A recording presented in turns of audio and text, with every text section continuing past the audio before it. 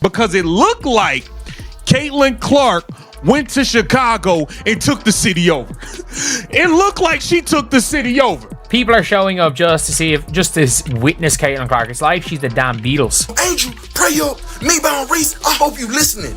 It looks like that line was for my precious CC. How she pulled up and... Remember that awkward Reebok campaign where Angel Reese tried to make a splash with her whole "come to your trap, take over your trap" slogan during All-Star weekend in Indianapolis? Well, it's time to flip the script because Caitlin Clark didn't just show up to the trap she stormed in, took control, lit the place up, and acted like she owned every inch of it. Meanwhile, Angel Reese was mysteriously nowhere to be seen, reportedly sidelined with another conveniently timed injury. The irony here is just too rich to ignore. Clark walked right into what was supposed to be Reese's turf and turned it into her own personal spotlight, while the so-called hometown hero completely disappeared when it mattered most. Caitlin Clark spent a solid 20 minutes after the game signing autographs. She moved through nearly 2/3 of the arena, taking time for everyone, literally signing hundreds of items. And if you didn't catch the atmosphere that day, let me paint it for you. Fever fans showed up in droves.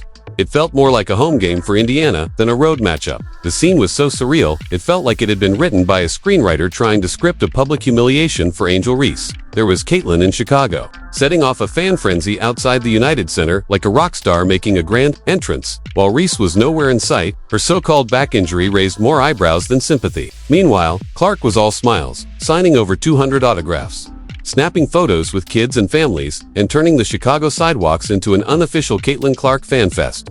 Angel, she was busy posting cryptic messages on social media, trying to control the narrative as the spotlight slipped right through her fingers. Now, this is what walk in your trap and take over your trap really looks like. Just look at the footage. Jerseys everywhere. A fan takeover of epic proportions. If I were Angel Reese, I'd probably be hating on Caitlin too, and I didn't even fully realize it until now. Wasn't this supposed to be some kind of Barbie night celebration or something? And yet, Caitlin Clark walked in and dominated without even suiting up. The trap that Reese supposedly owned got snatched right out from under her, and not through drama or controversy, but through raw talent, authenticity, and true star power. If you're watching this and finally realizing the difference between manufactured hype and genuine greatness, go ahead and hit that like button and drop a comment saying, "I've got the fever," because what followed next only widened the gap between Clark and Reese. So here's the kicker: Caitlin Clark wasn't even playing, and most fans didn't know if she would until the very last minute. Still, hundreds of them showed up hoping to catch a glimpse, get an autograph, or just be near her, and she delivered. She stayed for about 20 minutes, signing anything fans handed her. And where was Angel Reese during all this? She was in Indiana just days earlier, hyping up her Reebok campaign, dropping that "come to your trap, take over your trap" line. But now, she was nowhere. The contrast was brutal and almost cinematic, like someone storyboarded the whole weekend to highlight her irrelevance. On one side, you have Caitlin Clark, injured yet still giving fans everything they came for. On the other, Angel Reese, supposedly the face of Chicago, completely MIA during the biggest WNBA weekend of the season. Right in her own city. This is what happens when someone tries to ride another person's fame without putting in the work to build their own legacy. Eventually, the hype fades, and the truth shows you who's real and who's just playing the part of a superstar. This is the real definition of walking into someone else's space and taking over. Clark showed up in Angel's City and completely owned it. I actually forgot about that original tweet from Reese, but now that I think about it, the irony is almost painful. That Reebok slogan was supposed to be her statement, and yet Caitlin's presence alone made it look like a parody. And here's the most telling part. Caitlin Clark didn't even need to play to make an impact. Her presence alone stirred up so much excitement that the city practically revolved around her. Meanwhile, her Indiana Fever teammates decided to handle business on the court. Kelsey Mitchell, in particular, was out for blood. From the very first possession, Mitchell lit it up with confidence, draining threes from every part of Chicago and ending the night with a jaw-dropping 35-point performance that included 7 3-pointers. She didn't just show up, she owned the floor. She opened with 8 quick points, and you could just tell this was her night.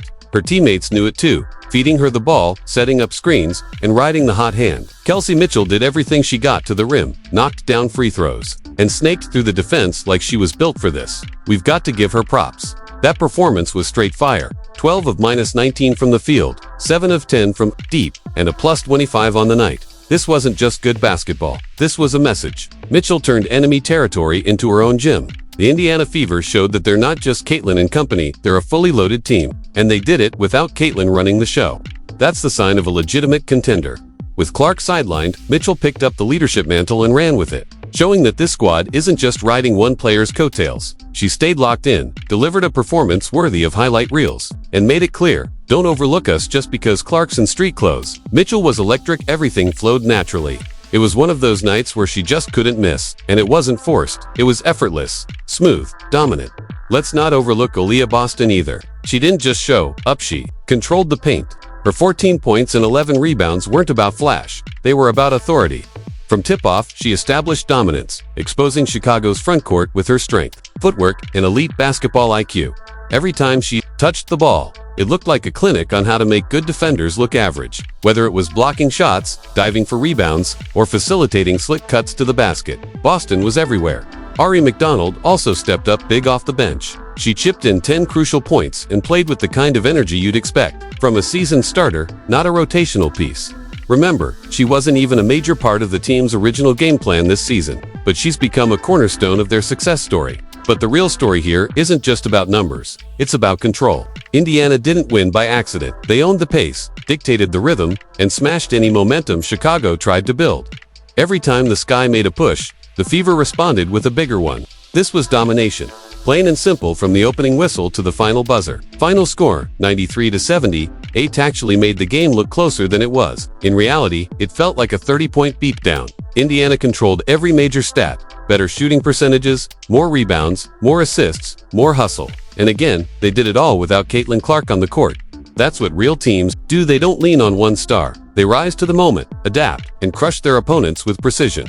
Now, let's talk about Chicago. This was supposed to be their moment to bounce back. They were at home, their season was slipping, and they needed to show some fire. Instead, they folded. They looked completely unprepared for Indiana's intensity. The Fever hit nearly 50% from 3, while the Sky clanked their way to a miserable 31%. That's not just a stat line. That's the difference between a team with a culture of winning and one still searching for identity, and a huge part of Indiana's success. Their depth.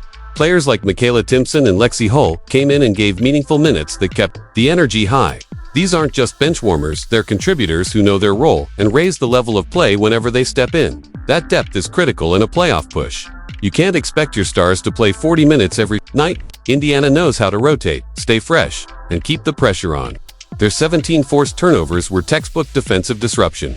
They had Chicago scrambling the whole night. When the Sky cut the lead to just 2, Timpson came in, made a key steal, and finished strong at the other end. Boom, just like that. Indiana went on a 9-0 run and snatched the momentum right back. Michaela's been seizing her chances all season. When she gets on the court, she makes it count, whether it's through smart offense or timely defense. Plays like those don't just boost a team, they define them. And this Fever team is making it loud and clear. They're for real. They're for real.